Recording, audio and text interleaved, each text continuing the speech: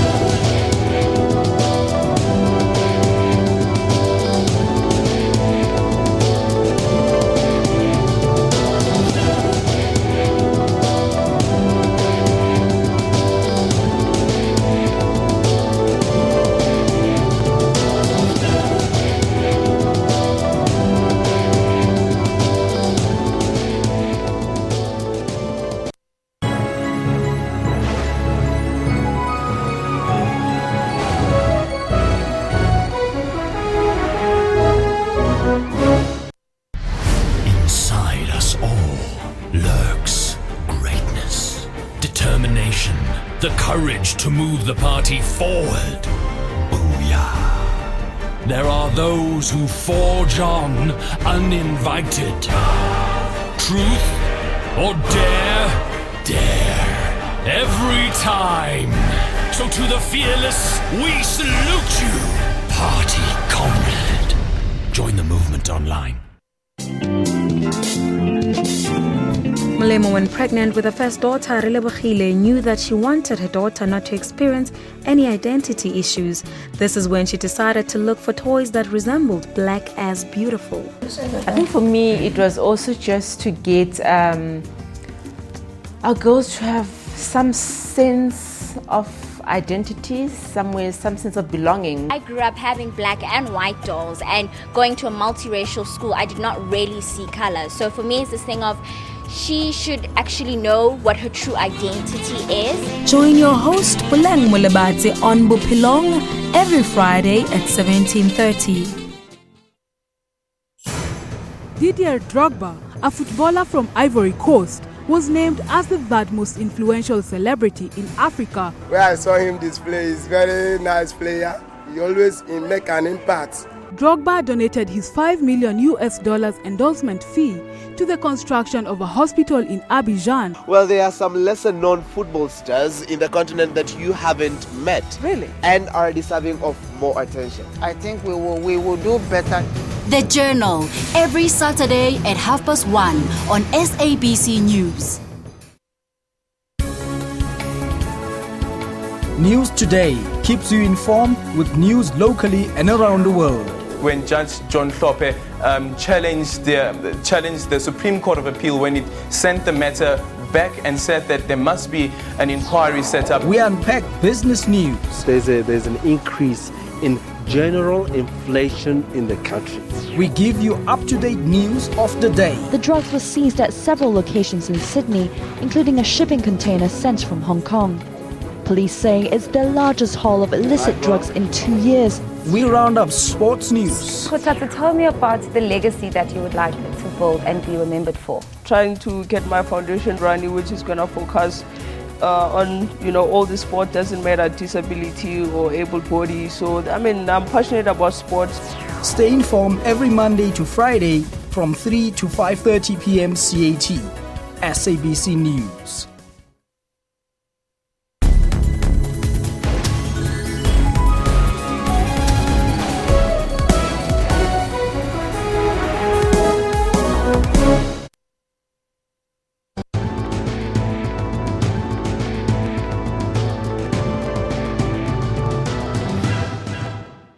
Welcome back to Media Monitor. Now, economic freedom fighters leader Julius Malema delivered his 2016 local government election manifesto to a packed Orlando Stadium in Soweto yesterday.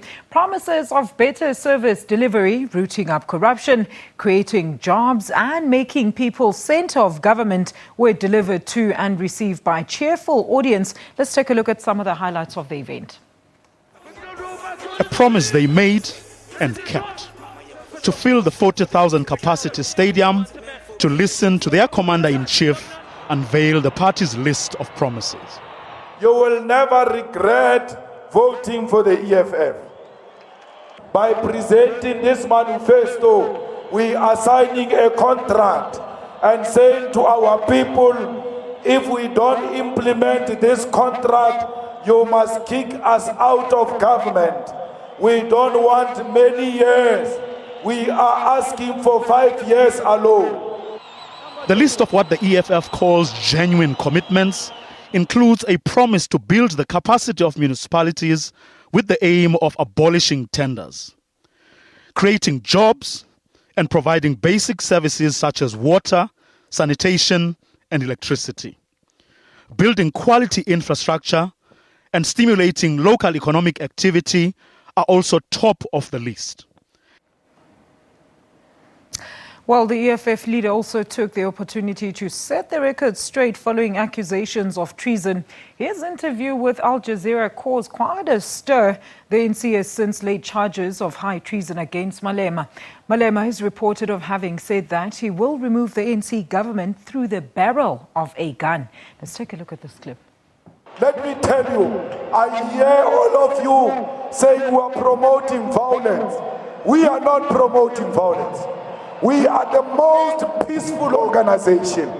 We fight in parliament. We fight in the courts. We are not scared of war.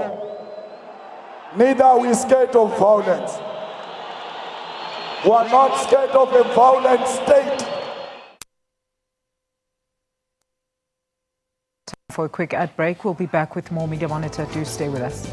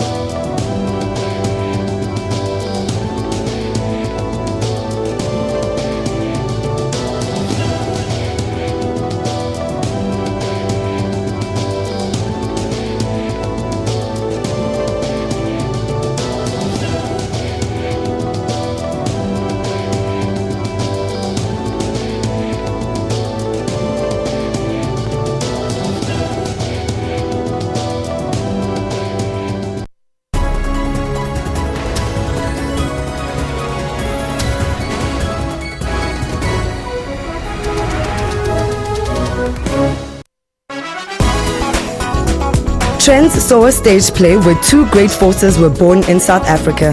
The Broederbond formed in 1918, which is the year that Nelson Mandela was born. So these forces were essentially born in the same year. Brilliant clothing designs and jewelry comes from cement. So we try and guide the artists and the designers in playing, experimenting and testing their work through the medium of concrete. Behind the scenes of an exciting Afrikaans movie, Modder and Bloed, we met the actors. And the cultural backdrop is kind of irrelevant. It's kind of the flavor of the film. That whole thing brought us all closer together and it read beautifully on camera. You know, we weren't acting cold, we were really cold. Join Refilo Muilwa every Friday at 9 p.m. on Trends.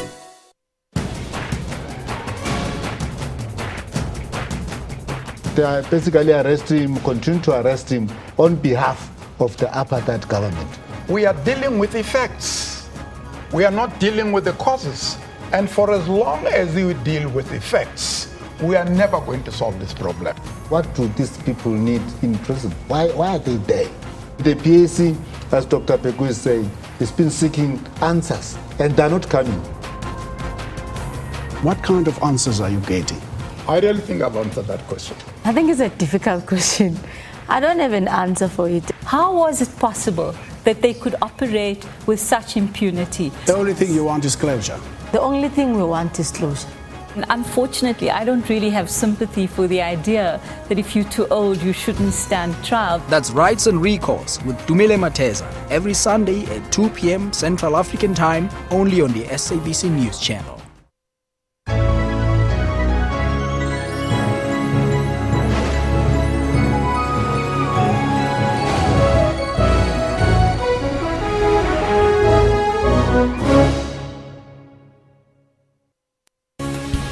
News Today provide news updates giving a wealth of knowledge. Breaking stories and crossing live for you. We follow business developments intensely. Experts and analysts tackle all challenging issues for you. We cover stories locally and abroad to keep you informed. We cover all sporting codes just for you. We are sure to give you weather to be ready for the day. Stay tuned to News Today at 3 p.m. from Monday to Friday on SABC News.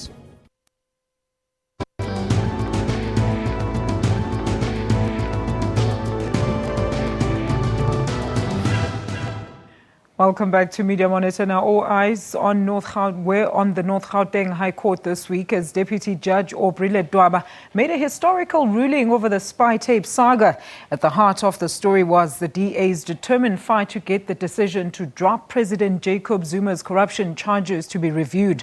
The charges were dropped in 2009 by then National Prosecuting Director Mokotedi Mpshe, who fingered political influence as the basis of his decision. But here's more on this insert. Mr. McCarthy used the legal process for a purpose outside and extraneous to the prosecution itself. Even if the prosecution itself, as conducted by the prosecution team, is not tainted, the fact that Mr. McCarthy, who was head of the DSO and was in charge of the matter at all times and managed it almost on a daily basis, manipulated the legal process for purposes outside and extraneous to the prosecution itself. It is not so much the prosecution itself that is tainted, but the legal process that is tainted. Mr. McCarthy used the legal process for a purpose other than which the process was designed to serve. That is, for collateral and illicit purposes. It does not matter that the team acted properly, honestly, fairly, and justly throughout.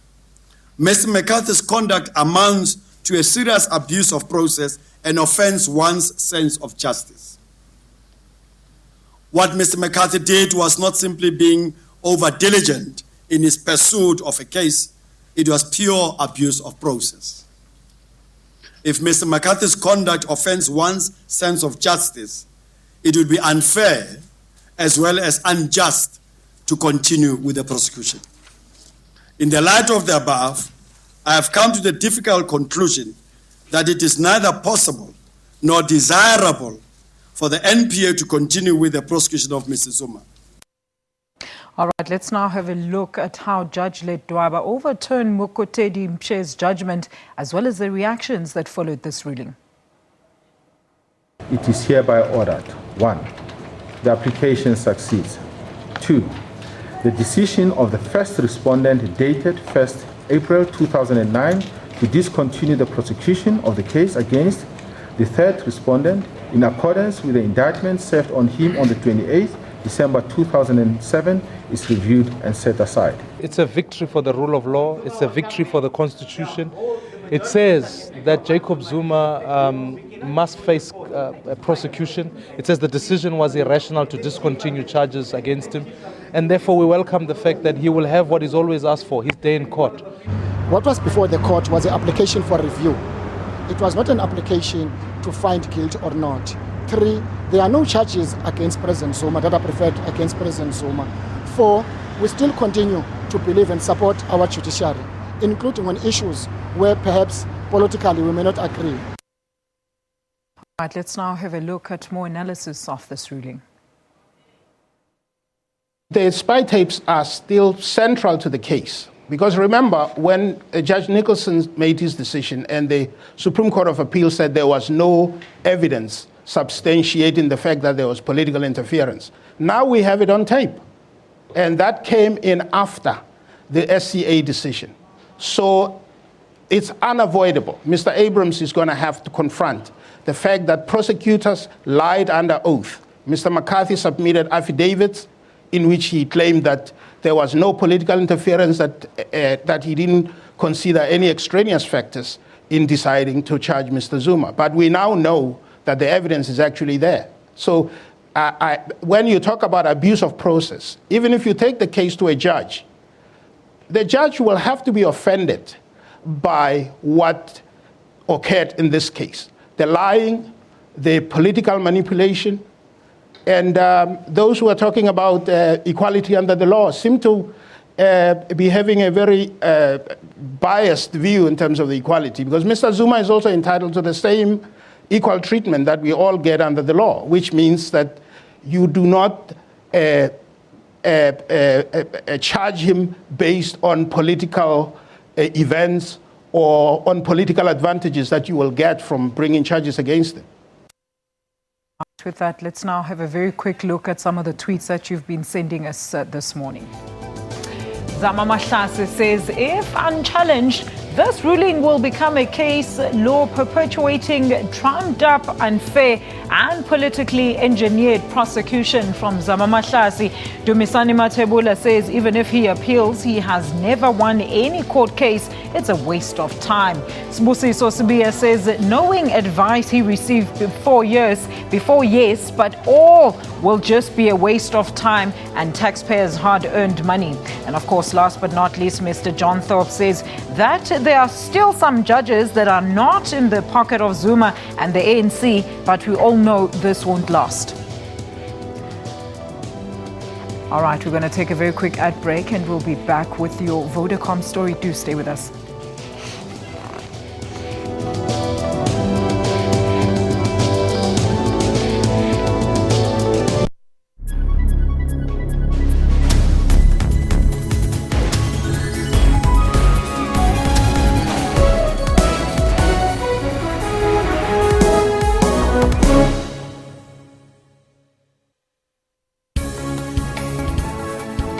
News Today keeps you informed with news locally and around the world. When Judge John Thorpe challenged the Supreme Court of Appeal when it sent the matter back and said that there must be an inquiry set up. We unpack business news. There's an increase in general inflation in the country. We give you up-to-date news of the day. The drugs were seized at several locations in Sydney, including a shipping container sent from Hong Kong. Police saying it's the largest haul of illicit drugs in 2 years. We round up sports news. Kotata, tell me about the legacy that you would like to build and be remembered for. Trying to get my foundation running, which is going to focus on, all the sport, doesn't matter disability or able body. So, I'm passionate about sports. Stay informed every Monday to Friday from 3 to 5:30 p.m. CAT. SABC News.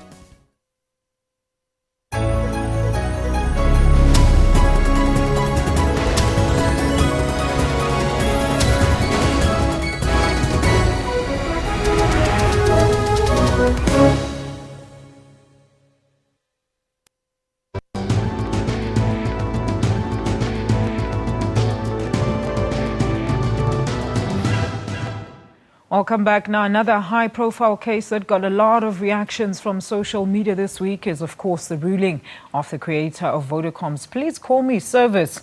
Former Vodacom employee and brainchild behind the concept took the giant telecom to court, demanding a profit share of his concept. Now, this case, among other things, highlighted the controversial issues of intellectual property rights, especially for people employed in the creative industries. Let's first have a look at the ruling, followed by Nkosana Magate's reaction of his case victory. The stance taken by Vodacom in this matter was unfortunate. Having admitted that it had used Mr. Magade's idea to develop the Please Call Me service, it was not ethical for Vodacom to refuse to compensate him. What compounds the matter is the fact that Vodacom entered into a contract with him under which it now sought to avoid liability by raising technical defenses. Vodacom's conduct in this case leaves a sour taste in the mouth. It's just for me, you know. It's 16 years down the line, 8 years in trial, 9 years. And for me, it's just a relief. I'm just happy that we're now at the end of this journey. What kept you going throughout these 8 years? It's faith. I never really lost faith that I'll win this case. I think that really kept me going, even when in times where I lost hope or I felt a bit despondent.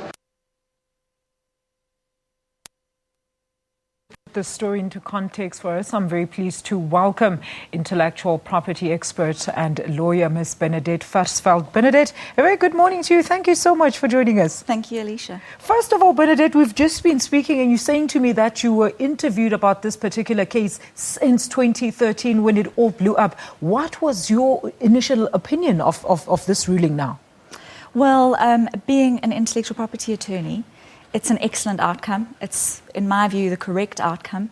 In 2013, I was of the view that Vodacom should have compensated McCarthy. Although he was an employee of Vodacom, and in our South African law, an employee, anything created by an employee in the course and scope of their employment would be owned by the employer. In McCarthy's case, he was a trainee accountant.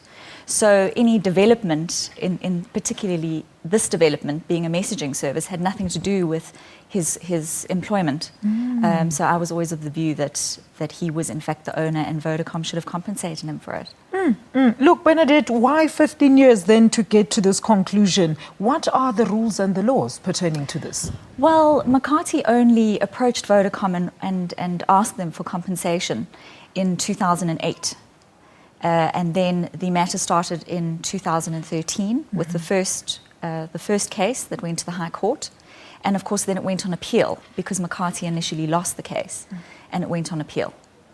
All right. Now, I know you've mentioned, you've touched on it a little bit, but I mean, take us through the laws when it comes to intellectual property, specifically for people that are employed by a company. How does it work? The South African law states that in the context of an employee-employer relationship, the employer will own any intellectual property created by the employee. Okay. There are certain exceptions, but that is the general rule. And then anything outside of that needs to be regulated by means of an agreement. What kind of agreement are we talking here? He should have gone to the CEO and said to him, you know, I need special...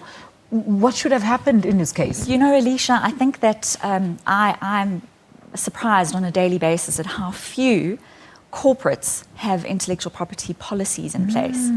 I think that corporates have a responsibility to put intellectual property policies in place so that the people that work at the corporates know what the procedure is to be followed. Absolutely. So that the employees know what procedure they have to follow when they create something. And for instance, in this instance, the head of development knows what procedures he should be following when one of his employees develops intellectual property. You know, speaking of policies, Bernadette, you've brought me right to my next question. Would there be a clause in one's contract? And how would then one go about to identify that clause, specifically pertaining to this case? There usually is an intellectual property clause, and the intellectual property clause usually says that employees, anything created by an employee is owned by an employer, and anything outside of that must be included. But there is usually a very clear intellectual property clause. There should be an intellectual property clause in every employment agreement, every consultancy agreement. All right. So how does one protect themselves from such happening in the future? What should be one of the things that a person looks out for, specifically in the creative industry, Bernadette? I think that people need to educate themselves. I think that corporates have a responsibility, as I've said, to put policies in place. HR needs to make sure that employees are educated with regards to those intellectual property policies. They need to be freely available to their employees. And I think that every individual, every South African has an obligation, a responsibility to educate themselves. But people don't read the fine print, Bernadette. We all know this. I know, they should. But I think with the internet, there's so much information freely available. There's our Companies and Intellectual Property Commission sitting in Pretoria. So those people that don't have the internet, perhaps, they can visit the Companies and Intellectual Property Office. They can phone them. So there is information available. It's just a matter of educating yourself. Does this intellectual property law apply to all companies, or specifically, if you're saying that one can go and have a look online, does it mean that the rules apply to everybody? Yes, there are. So there are different types of intellectual property.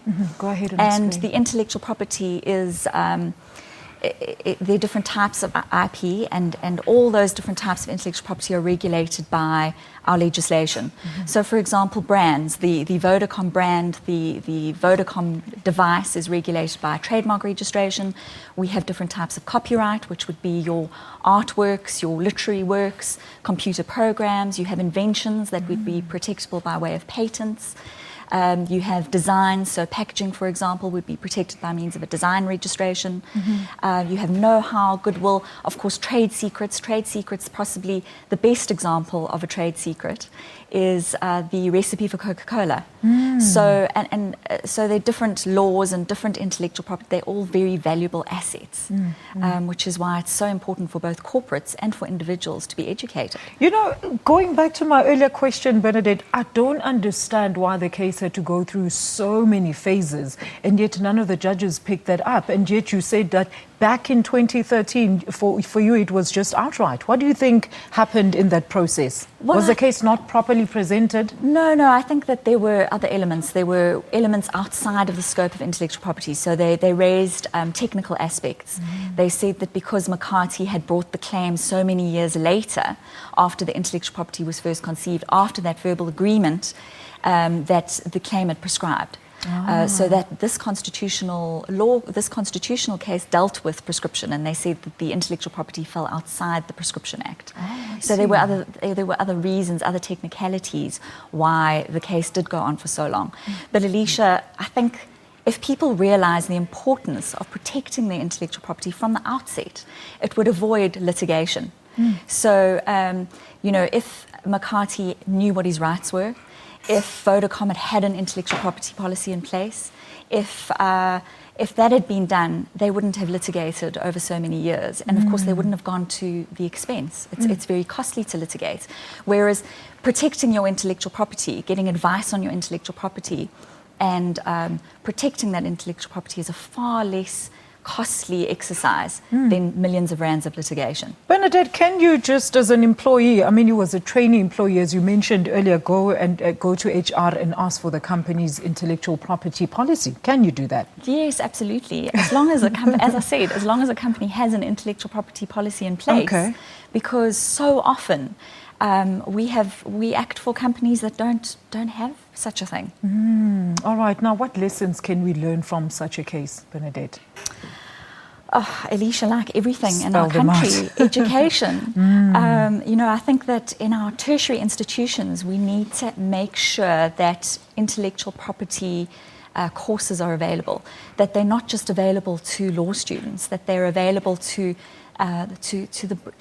students in other fields, perhaps in the arts, perhaps students studying a BCom, doing an MBA. Our entrepreneurs, the entrepreneurs in this country are the future of this country. Entrepreneurship is so important. And for those entrepreneurs to be successful, we need to make sure that we're at the place where they're doing courses for entrepreneurs.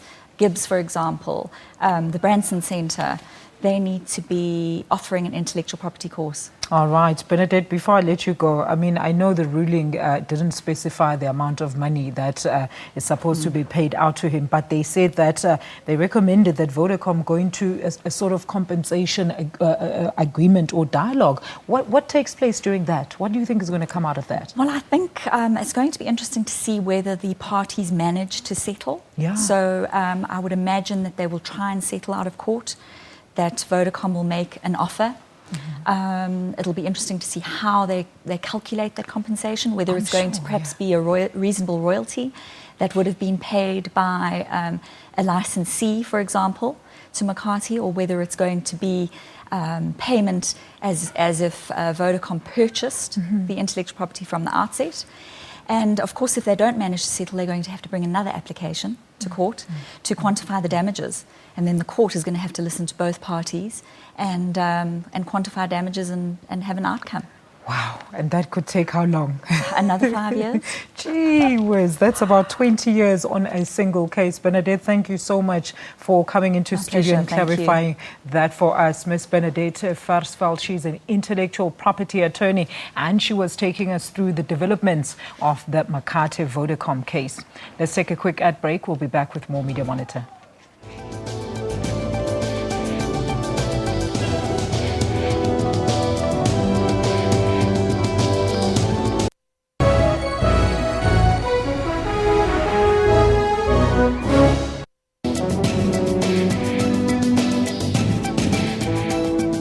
Children's rights and health are a priority in the journey of good health. All children should have access to adequate health care, not only curative but preventative as well. How to identify ADHD on children. ADHD is a childhood disorder which manifests with the symptoms of hyperactivity, impulsivity, and/or inattention. Is breastfeeding still a vital nutrition to babies even today? Breastfeeding for the first 6 months of life is absolutely crucial. Catch Health Talk with Dr. Sello Mutawun every Saturday from 9 till 10 a.m. A very good afternoon. You're watching the Midday Report. Lunchtime news amplified. But for now, this is what they call home. Their hope to shift to higher ground seems to be against the tide. Midday Report provides you with more than just news stories. I just want Port Elizabeth to know that they own a world-class theatre.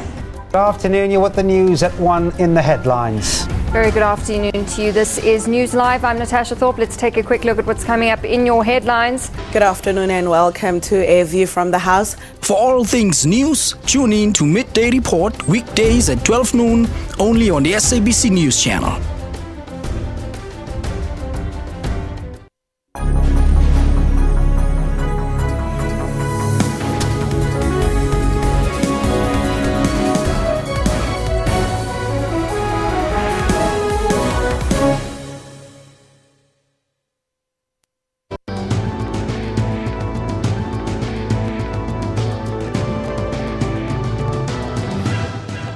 You're still watching Media Monitor. Welcome back. Now, it was a moment of national pride when President Jacob Zuma honored deserving South Africans with National Orders Awards in Pretoria this week.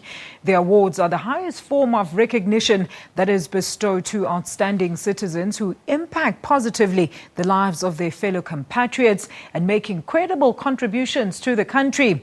Deserving foreign nationals are not excluded. The awards fall into 6 categories, namely Order of Mapubungwe, the Order of the Baobab, the Order of the Companions of O.R. Tambo, the Order of Luthuli, the Order of Ikamanga, as well as a Mendi Decoration for Bravery. Here's more on this clip. Honoring heroes and heroines for making South Africa a better place. Among them, the mother of the nation, honored with the Order of Luthuli in silver for her gallant fight for liberation, but due to ill health, unable to accept the honor. It's just such an overdue recognition of, the contribution that she's made for South Africa, and I think the kind of impact that she's made on the world, and I think it's amazing. Also lauded, Zwelakhe Sisulu, a towering figure in journalism, chastised for exposing apartheid brutalities through the pen. Now that he's passed on, resting in peace, his memory is getting stronger and their footprints are now put in gold and in silver. Apartheid was fought from beyond South Africa's borders. The Chilean president, who denounced atrocities here, faced persecution in her own country, fighting injustices. And then those who give hope to communities affected by HIV and AIDS. Professor Helen Rees, a champion of public health improvement. Small or big, each recipient's contribution hailed. South Africa is a much better place to live in now than it was before 1994. We thank all South Africans as well as our friends from all over Africa and the world for their contribution to making our country the success that it has been since 1994. And others encouraged to follow suit. Well, it's no mean feat to take an order home. Former President Nelson Mandela was the first recipient of the Mapungubwe Platinum class. Now a call on all to emulate those honoured over the years. Crisalda Lewis, SABC News in Pretoria. All right, let's now have a look at Continental news. Government officials in Kenya say the bodies of at least 15 people have been recovered from a collapsed building in the capital of Nairobi. Rescue workers say they are searching for dozens of people feared trapped after the collapse of a 7-story building in heavy rain. Rescue workers race to save more people from the rubble of a 6-story building in Nairobi. Days of heavy rain caused the building in this poor neighborhood of the Kenyan capital to collapse. Rescuers are sifting through the rubble with their bare hands, although 2 excavator vehicles were finally brought in to help move the masonry. The building had close to 200 rooms, and the workers say they can hear the voices of people still trapped. It's unclear how many there may be. Residents blame shoddy or illegal construction for collapses like this, which have happened before after heavy rains. One official says many of the nearby houses were built without permits. Some 200 houses could be affected, he says, and he's asked residents to leave the area. Kenyan President Uhuru Kenyatta visited the disaster site and ordered the owners of the building arrested. He's told officials to immediately survey the houses here to locate any that might be at risk of also collapsing. That won't mean much to the residents waiting for word of their missing loved ones or those finding themselves suddenly without a home. Still in Kenya, authorities burn seized tusks and finished ivory goods representing more than 6,000 dead elephants to highlight the scourge of illegal poaching that is driving the mammal to extinction on the African continent. Some 105 tons of confiscated ivory was set alight in a national park on the outskirts of the capital, Nairobi, in what organizers say is the largest ever burning of the valued material. Kenyan President Uhuru Kenyatta set the first torch to the fire. Well, protests erupted in California for the second day in a row on Friday against U.S. presidential candidate Donald Trump. Now, Trump is said to be moving closer to winning the Republican nomination after a string of victories this week. The billionaire businessman was forced to halt his motorcade and go through a back entrance to a hotel to give a speech to the California Republican convention and avoid hundreds of protesters gathered outside comments.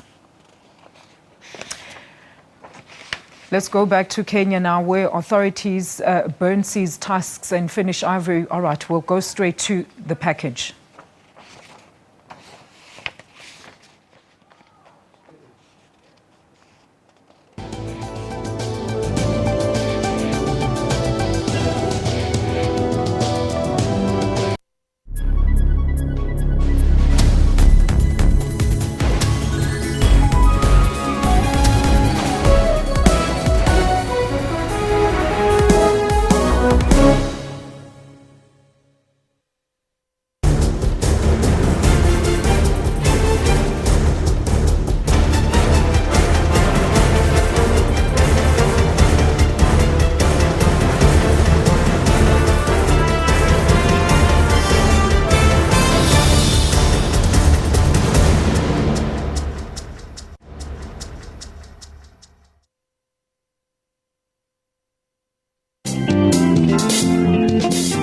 along, we celebrate those who take strides doing good and changing the world.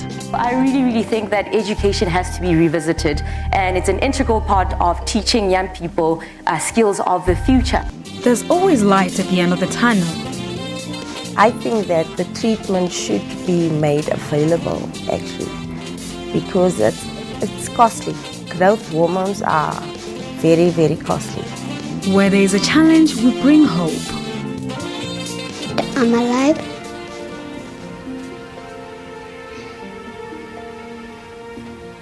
And the brain tumor is gone. Join your host Buleng Malabati every Friday at 17:30 for more uplifting stories.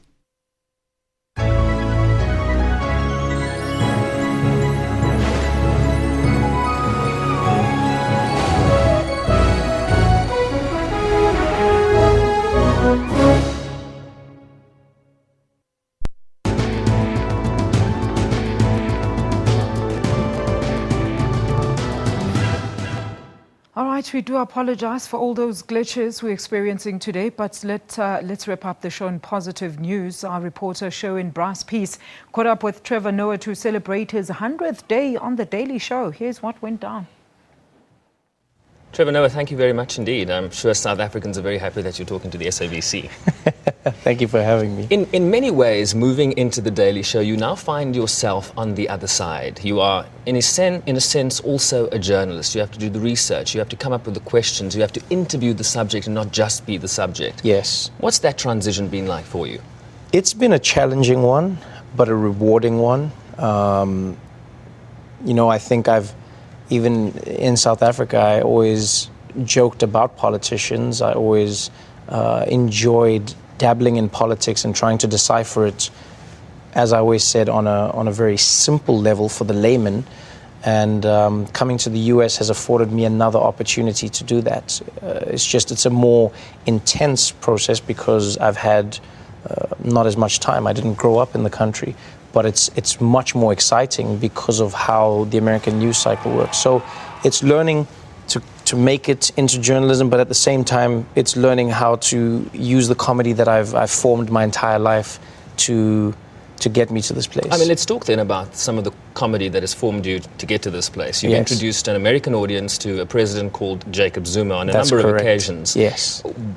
Why is it important to bring that international perspective to an audience that perhaps wouldn't necessarily be exposed to something like that? Well, for multiple reasons. First and foremost, I think of The Daily Show as a show that's being watched everywhere in the world. So my goal is to get it to a place where everyone in the world is watching the same show. And that may seem like a mad dream now, but people watch everything all over the world. We're moving to a global society.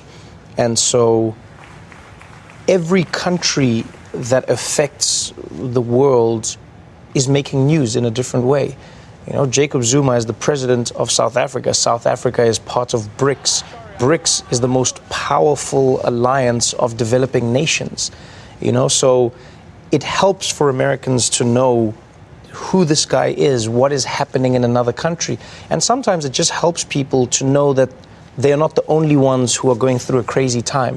It's nice to know that it's happening to somebody else. It's nice. It's just that thing we have as people where you go, oh, me too, oh, you too. It's shame. One of my questions is SA politics or US politics? Which one would you choose? Which one would I choose? In terms of the content you'd like to work with every day. Oh, that's interesting because I feel like they're slowly becoming the same.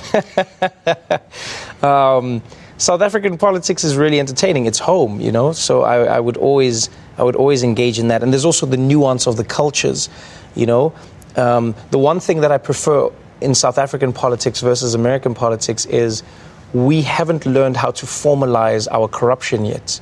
So what's nice about South African politics is it's raw. It's just out there. There's the spy tapes. There's the corruption charges. There's Nkandla.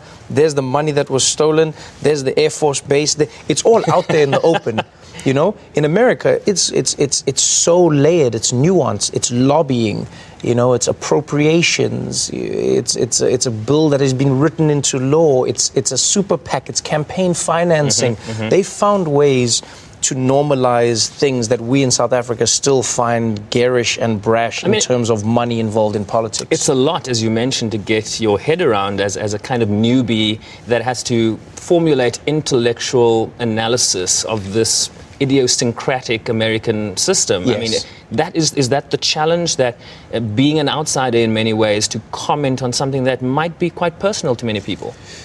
I think it's a challenge, but it's a gift, because as an outsider, you come with a new perspective. As an outsider, you come with a bit of distance, which is sometimes what's needed. I feel like that's something that's needed right now in America, because politics in America has become increasingly partisan. You are either Republican or you are Democrat. And you don't want to only exist in that space. South Africa had a risk of running into that space where it was only black or only white. But even we right now are seeing that shifting. You know, it's no longer black versus white. No, there's class. You know, the EFF is going on one course. The DA is now slowly changing their identity, and people are saying that's not the white party, it's the party that has black and how much black, how much. The ANC is no longer just seen as black and the face of all black, because many black people are saying this ANC doesn't represent me, and some people are saying no, it does represent me, it's just not doing well right now. Final question. In many ways it sounds like you're talking about a daily show on the road to South Africa. A possibility? Oh yeah, definitely. If I could do the Daily Show in every country, I would. I really would. If there was enough time in a day, and if we had enough resources, I would make the Daily Show for every single country in the world, because the world is happening. Like, people need to know what's happening in their country. People need to be a part of the process. And it's some of the funniest stuff that's going on out there. Like, politicians are not as serious as people think they are. And politics is not as inaccessible as people think it is. It's just people use bombastic words and try and make it seem like it's out of your reach. The truth is, they're simple people who are just trying to live in an overly complicated world. Well, people like you make it more accessible. Thank you, sir, very much. Thank you. Indeed. Thank you very much. Trevor. Well, congratulations to Mr. Trevor Noah. They're reaching his 100th episode on The Daily Show. Keep flying the South African flag high. And to you at home, thank you so much for watching our show, Media Monitor. Do make a date with us next week, same time and place. I'm Alicia Jali. This is SABC News. Goodbye.